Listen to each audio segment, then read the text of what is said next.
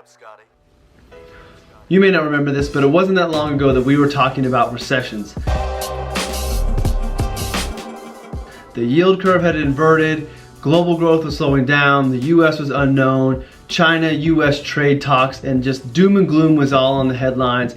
Everybody was talking about this recession that was coming, but you know what, right now, it doesn't seem like that's the conversation. And I was working on this video that I'm now gonna break into a two-part series, nothing super long, but just talking about recessions and what does that mean and what should we be thinking about when that next one comes, because it is going to come. Even though we've forgotten about that, now we're looking at all this good news. The Fed is cutting rates, the economy is still growing. Now we're looking at maybe a Santa Claus rally into year end. Value is going to come back and do better than growth. Everything seems to be good right now, which would be a great time to remind ourselves about a few months ago when things weren't looking that good and we were a little bit more concerned, and I was having people ask about, well, what does a recession mean to me? And this video is for the young professional.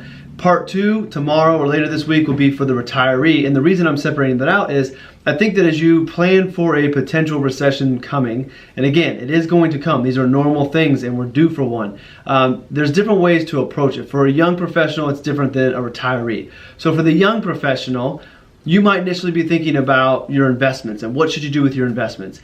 And if we take a step back for a moment, this will probably be your very first recession that you actually experience. You might have seen what happened in 2008, you might have had it impact your family and vaguely remember it, but as we move forward 11 years, now you have a career, you have a higher salary potentially, you have investments, you have a family, you have things that a recession are actually going to impact, and now you care about it, where before it didn't really impact you as much and you're able to skirt through. So as a young professional, what should you be thinking about? Well, I don't think you should be thinking too much about your investments. I would throw out the caveat that any money that you might need in the short term, let's call that 5 years or less, maybe if you want to be a little bit on the aggressive side, 3 years or less, shouldn't be in the market anyway just because of time horizon. But your retirement money, if a recession were to happen next year or the following year, shouldn't be impacted because you've got 30 years plus before you're actually going to touch those investments. So I think your focus preparing for a recession, making sure your financial plan is recession ready, not recession proof, but recession ready, is to think in different areas. So I would first look at your employment.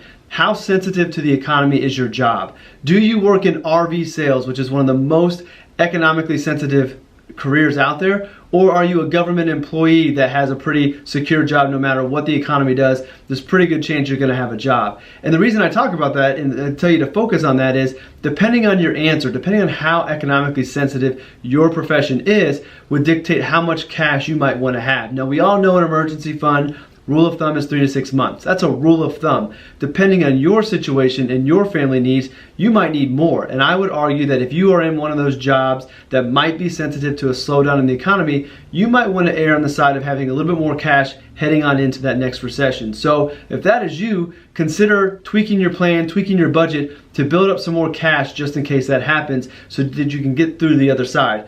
Let's say you save too much cash. You get through a recession, you look at your balance sheet, you look at your savings, you have enough. You can always redeploy those funds later on, but it's better to have those when you need them, to have them tied up in the market when the market goes down and need them at that time. So I would look at your savings, I would look at your employment, I would also just look at mentally preparing for maybe making some sacrifices.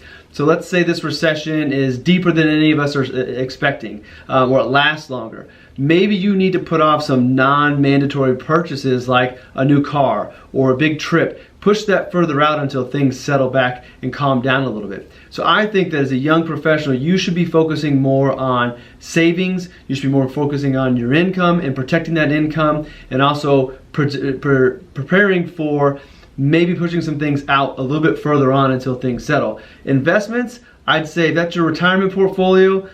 Don't even worry about it. Keep saving through that downturn. That's going to be your friend. Again, if you have needs for some of your investments in the next handful of years, 3 to 5 years, maybe reevaluate that. Talk to your financial advisor. Should you adjust that? Should you shift where those are in the portfolio to cash or something more conservative so that if you need those during a recession, they're not impacted by what's going to go on in the market? So that is what I would tell a young professional to think about as you prepare for whatever this recession comes, because we know it's going to come. And the best time to prepare for it is well in advance. We want to be proactive, not reactive. So look through your situation, look through your household. What are things that you can do to shore up before that recession comes? Because now nobody's really talking about it. Nobody's really thinking about it. So think about it now and don't scramble the next time we have some headlines talking about the trade war is not going as good as it is, or the yield curve changes, or the Fed does this or that, because that's the wrong time to be making changes. Do it now while everybody's feeling good and everything is looking good, so you don't have to worry about it when the tide turns.